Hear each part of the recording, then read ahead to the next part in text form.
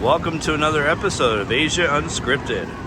So, I'm not doing a walking tour today. I'm shooting this video at the top of my apartment building. There's a rooftop, actually a two-level rooftop. So, down there is the lower level of the rooftop. This is the upper level. And it's partially covered. If it's raining, you can still sit out here. This building also has a swimming pool, as you guys can see down there. So it is a pretty nice building.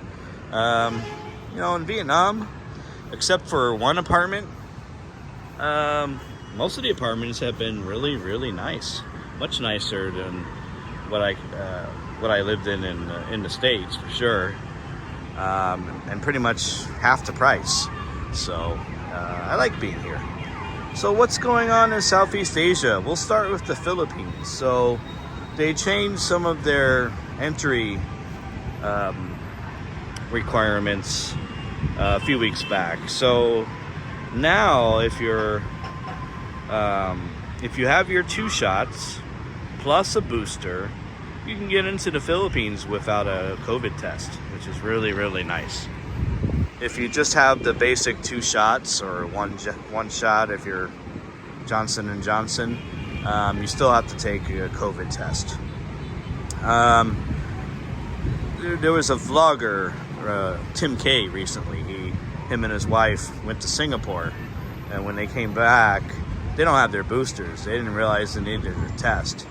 So they didn't want to quarantine, so they got ejected for a few days.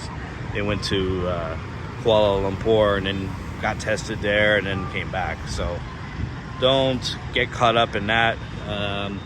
Get the booster if you want. No problems getting into the Philippines. Even if you don't have it, just get a test. You can do the PCR test 72 hours before, or you can do the antigen test 24 hours before. So it's still pretty easy. Unfortunately, if you're not vaccinated, they're still not allowing you in. There's a lot of jokers in the Facebook groups that are like, yeah, you can get in. No. What they're seeing at the airport is Filipinos getting in unvaccinated. But I guarantee you, there aren't any tourists getting in unvaccinated right now. So hopefully that will change with the new administration. The new administration takes power on June 30th, so about 10 days from now. So we'll see if any changes are made. In the Philippines, masks are still required in most places. So just keep that in mind. Here in Vietnam, you don't need vaccination proof. You don't need a COVID test to get in. You just need your e-visa. So an e-visa is $25, and it allows you 30 days here in Vietnam. To get the e-visa, you have to be from one of the lucky 80 countries. There are 13 countries that get a visa exemption, so they can stay, I think, about 15 days. So Vietnam is a good option if you're not vaccinated to get in and mess around. Thailand, as of July 1st, they're getting rid of that Thailand pass. Woohoo! They're getting rid of the insurance requirement. They've already gotten rid of the testing requirement if you're fully vaccinated. So Thailand's getting way easier to get into. So if you're not vaccinated, I still think there are some tests you got to take, but I don't think they're quarantining you anymore. If I'm mistaken on that, let me know, but I don't think they're requiring quarantine. I was in Bangkok not too long ago. It's busy, but not as busy as it was before COVID, so they're still recovering. Cambodia is the same. You need your you need to be vaccinated to get in. Otherwise, it's a 5-day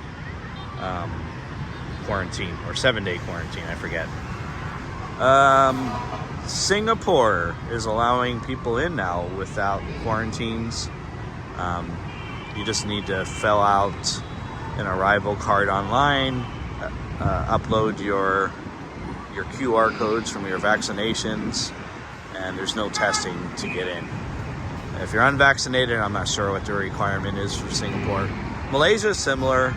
If you're fully vaccinated, you fill out their online app, upload your vaccination proof, and you can get in. So people who are missing Kuala Lumpur and Singapore, good news, you can get into the country now. Laos is open now. So if you're fully vaccinated, you don't need a test to get in. If you're not vaccinated, you do need a test to get in, but there's no quarantine anymore as far as I know. Let's see. I'm trying to think of some other countries in the region. Taiwan's still closed for tourism. They are allowing people to transit the airport again. So if you like flying on EVA Airlines or China Airlines, you can now connect through Taipei again. They weren't allowing it for most of COVID, so that's good news because that should bring some air prices down.